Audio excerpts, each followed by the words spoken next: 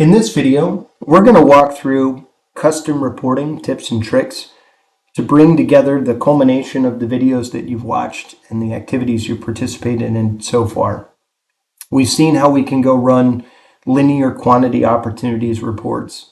We've seen how we can look at different reports and different capacities in TRACS, but we didn't cover a widely used opportunity with regard to special characters. So let's start by opening up our online help. This is going to be the Reader's Digest version of TRACS.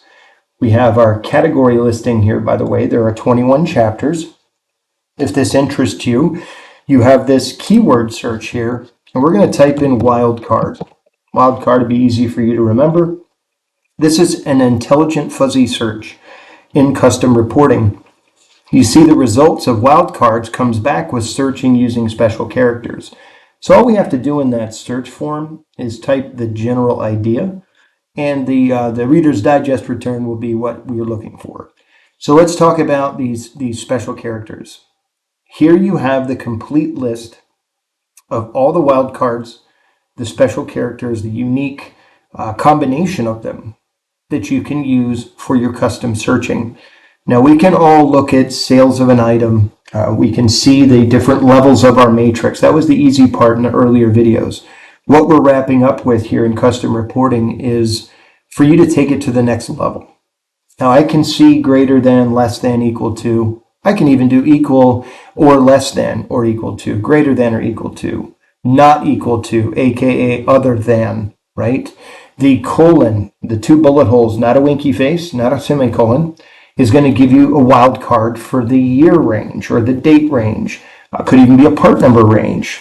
You have the either or bracket, which is going to exist right there on your keyboard above the enter key on most keyboards there. That's going to be Bob or Robert. So you're going to get one result or the other. And then our two favorites down here in yellow, we have the asterisk, which represents any number or any letter, and a question mark, which represents only one of any number or any letter. So let's look at, as we scroll down here, what are some of the advantages here? What can we use? In your vehicle searches, customer searches, item searches, here are some great examples. How can I use those custom characters, those wildcards or special characters, to produce a customized report? Because as you've learned in the previous videos on the reporting, it's very targeted. We wanted to look at our linear quantity opportunities. We want to look at our labor matrix numbers. But you're going to come up with more time on your hands as you transition from working in the business to on the business. These are working on the business level type tools. These are going to give you the answers that you're looking for. Now, where would I put these items? A quick review of those items would be here in the reporting icon. Anytime you start with reports, the next screen you get is going to be the find screen. So if I want to do item sales, for example, if I pull up item sales, it brings me up my find item screen.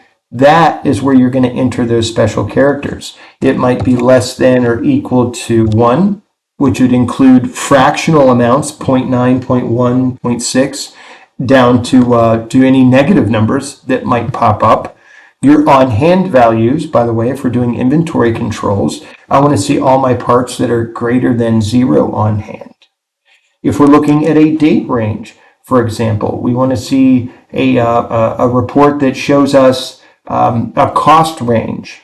If I go over here to cost, $1, $2.